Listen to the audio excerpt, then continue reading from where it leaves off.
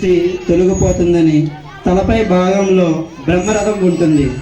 భోగి పండ్లను పోసి దాని పేరితం చేసి పిల్లల జ్ఞానం పెరుగుతుంది.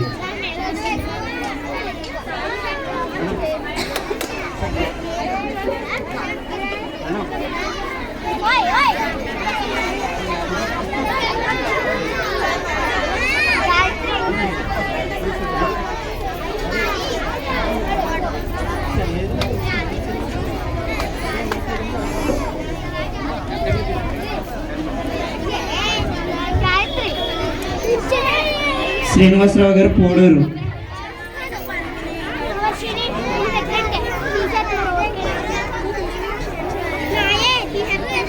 పోడూరు శ్రీనివాసరావు గారు.